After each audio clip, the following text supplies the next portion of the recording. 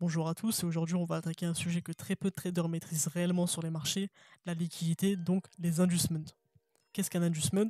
C'est tout simplement une forme de piège de liquidité qui va être effectuée sur les marchés tous les jours, que ce soit en daily, en monthly, en weekly, sur du H4, du H1, du M15, tout ce que vous voulez.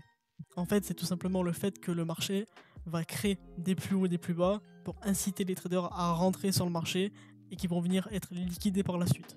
Donc je pense que ça vous est déjà tous arrivé de rentrer sur un trade dans le bon sens, dans le bon order flow. Le market va du coup plus bas ou plus haut qu'à la normale, vient purger des liquidités, donc ce qu'on appelle du coup faire une stop hunt, une chasse au stop. Vous en faites partie, vous rentrez sur le market, vous vous faites liquider, le marché vient récupérer ses liquidités et repart dans son réel order flow, d'accord, donc dans sa continuation de mouvement, et vous êtes du coup devant vos écrans bêtement, vous êtes fait SL alors que vous aviez raison réellement sur l'order flow du market. Et pour ça, on va voir tout simplement des exemples sur les marchés. Alors ici, vous pouvez voir qu'on est tout simplement en daily, d'accord. Donc, comme je vous ai dit auparavant, sur n'importe quelle unité de temps, le marché est fractal et fonctionne réellement pareil, d'accord. Il faut que vous compreniez que sur les marchés, ce qui dirige réellement les markets, ce sont les liquidités et ensuite les PJR. D'accord, les PJR vont permettre au prix d'être propulsé vers un endroit, que ce soit au nord ou au sud. Donc ici, on a un premier cas d'exemple, d'accord. On voit très bien que par exemple, en monthly, on est arrivé sur une zone d'intérêt, d'accord, sur un POI. Donc ici, busy monthly, on va directement en daily, il n'y a pas besoin de passer sur du weekly, etc. On va sur des unités de temps inférieures pour avoir beaucoup plus de détails. Ici, on voit concrètement quoi? Que le market fait sa première touch, il réagit, d'accord. Donc juste ici, on a une réaction. On peut du coup passer en plus petite TF, ok, pour comprendre, pour décrypter tout ce mouvement-là, étape par étape, ok. Donc, à partir de ce moment précis, on voit concrètement ce qui se passe sur les markets, d'accord. Ici, premier mouvement, première réaction, on vient récupérer des liquidités.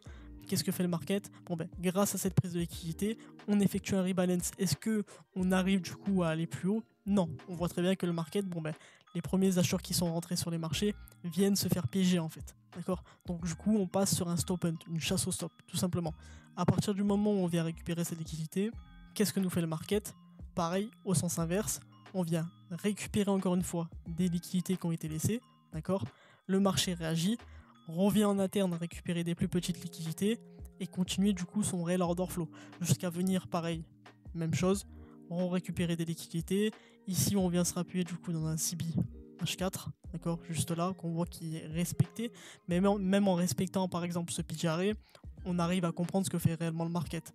Une fois qu'il a effectué ce plus haut, bon ben on vient récupérer des liquidités en interne. Si par exemple ici je descends en plus petit TF, on va voir concrètement que par exemple on va avoir un swing low, d'accord, donc une sell side en H1 qui va être effectuée, donc juste ici. Une fois la prise de liquidité, on voit très bien par exemple les vendeurs qui vont vouloir entrer à découvert, qui vont créer en fait tout ici une trendline de liquidité, et le market va se faire un plaisir de venir purger tout ça, d'accord. On voit très bien que boum, on a eu du coup la purge qui a été effectuée. Bon ben, maintenant au sens inverse, où est-ce que vont être par exemple les acheteurs qui sont rentrés sur les markets? Bon ben ils vont être tout au long de ce mouvement ici. Qu'est-ce que va faire le marché? Il va se faire un plaisir en fait, donc de venir purger ces liquidités ici. Mais avant de venir purger ces liquidités ici, pareil au rebelote, il va falloir penser que sur des plus petites TF, d'accord, le market va se déplacer de la même manière. Une fois une prise de liquidité effectuée, que fait le market? Il effectue un rebalance. Si on passe par exemple en plus petite TF, bon ben, grâce à cette prise de liquidité, le market a été propulsé par exemple dans un CBM 15, ce qui lui a permis en fait de continuer à chuter ou pas, d'accord. Mais même par exemple à partir de ce niveau-là, on voit très bien ce que fait le market. Il nous laisse du coup des low résistances tout ici, un premier, un deuxième, hop, un troisième ici par exemple qui crée des equals par la suite, et c'est là où en fait les gens vont être piégés tout simplement. C'est là où le market va se faire un plaisir de venir purger en fait les acheteurs ou les vendeurs qui rentrent sur les markets. Et vous voyez concrètement que par exemple ici, les gens qui sont rentrés à découvert juste là, qui ont soit un stop au-dessus ce point là ou au-dessus ce point là, vont se faire liquider. D'accord, parce qu'il faut réellement comprendre que c'est ça qui dirige les markets. Ce sont les adjustments, ce sont le fait d'induire la masse en erreur et de dire regardez, ici on va chuter, donc rentrer sur le marché, on respecte nos PJR, etc. Mais en fait, la réelle opposition de ce qu'il y a derrière, c'est que bon ben, on vient induire les gens en erreur, on vient induire la masse, et puis d'un coup on vient les purger avec un violent mouvement bullish, donc on injecte par de la liquidité, un fake momentum bullish. Et là, c'est la même chose. Les gens qui vont vouloir rentrer, par exemple, en buy ici, que ça soit en buy ici, ou par exemple sur une zone premium discount, vont se faire liquider dans le deuxième sens. Et donc c'est comme ça que le market se déplace réellement. Et c'est là où il ne faut pas tomber dans le panneau, et c'est là où il faut comprendre réellement en fait à quoi servent les adjustments. Et les adjustments servent concrètement à ça, à comprendre où est-ce que le market va vouloir potentiellement se diriger. Est-ce qu'on vient récupérer des liquidités? Oui, on voit qu'on vient purger des liquidités.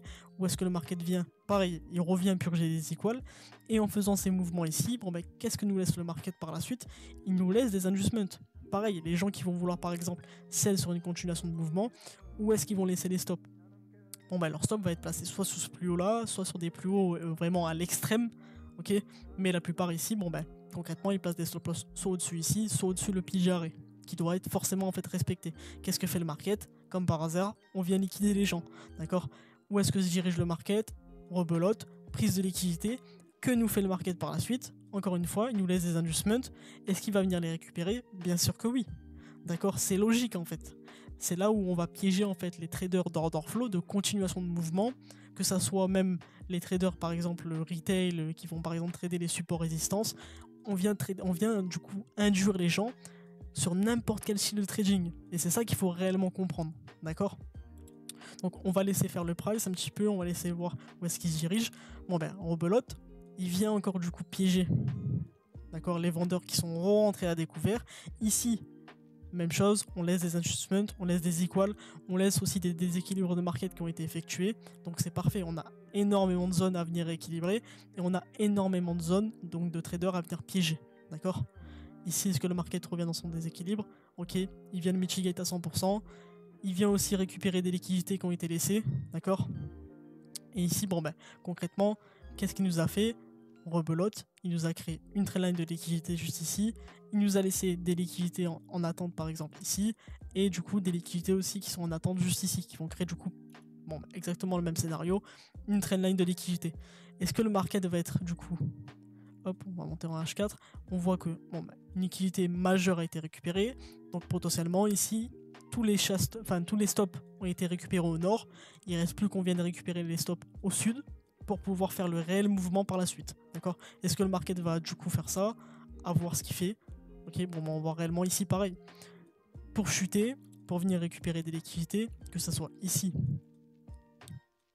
ou ici, d'accord? Qu'est-ce que nous a fait le marché? Il nous a laissé des plus hauts intacts. Il nous a créé une trendline de liquidité, d'accord, juste ici. Il va falloir qu'ils viennent les purger, il va falloir qu'ils viennent induire les gens en erreur, parce que ce sont la liquidité, d'accord. C'est là où on va venir piéger les acheteurs et les vendeurs, que ce soit les gens qui vont vouloir voir un prix qui up, ou les gens qui vont vouloir voir un prix qui chute, d'accord. On vient piéger tout type de trader, ok. On attend la réaction, ok.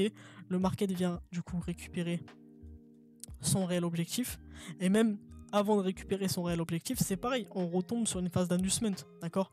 On retombe sur une phase de trader support résistance classique, d'accord, qui vont se faire piéger, qui vont se faire liquider par la suite, qui vont vouloir en fait voir un price, par exemple, beaucoup plus bullish. Ici, qu'est-ce que fait le market? Rebelote, il vient récupérer des liquidités pour les gens qui ont voulu sell à découvert, et en fait, vous voyez que bon ben, c'est cyclique. Quand on vient purger un côté, on repart dans un autre, quand on repart dans un autre, on revient dans un autre, etc. etc. Ça fonctionne, c'est la fractalité. Ça fonctionne du coup tous les jours comme ça, comme vous avez vu, que ça soit en H4, en H1, en M15, etc. Il faut juste comprendre les adjustments, comprendre où est la liquidité, d'accord, sans en faire partie, parce que la plupart des traders font partie de la liquidité sur les markets, sans réellement comprendre qu'est-ce qui se passe au moment précis et où est-ce que le market va pouvoir potentiellement se diriger, d'accord.